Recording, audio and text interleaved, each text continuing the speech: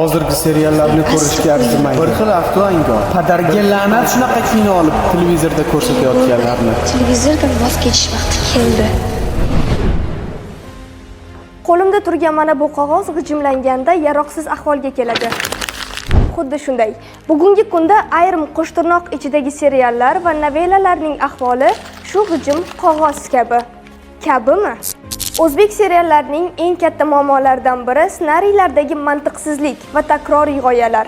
Bir-biriga o'xshash, qashshoqlikdan boylikka erishgan qahramonlar, oilaviy mojarolar, intriga bilan to'ldirilgan.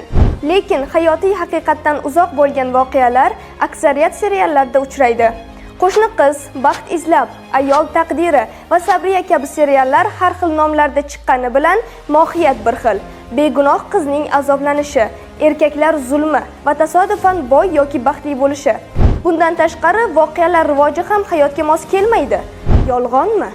Mayli, keling, serialni serial desak, telenovellalarchi.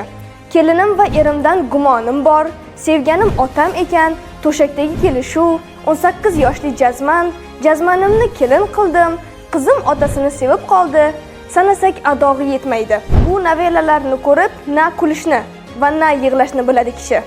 Endi savol, shu serial va novellalarni sahnalashtiruvchi rejissyorlar o'zlari shu seriallarni ko'risharmikin? Mualliflarchi, nima yozayotganliklaridan xabardormikinlar?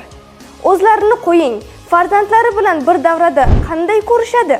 Hozirda Yevropa serial sanoatida inson huquqlari, ijtimoiy muammolar, zamonaviy hayotning qiyinchiliklari tasvirlanayotgan bir paytda O'zbekistonda hamon eski yondashuvlar asosida ishlangan, axloqiy pand-nasihat bilan to'ldirilgan seriallar ko'p. Axir aynan mana shu bola butun bir hayotingni zulmatga aylantirgan bo'lsa, nima bo'ldi?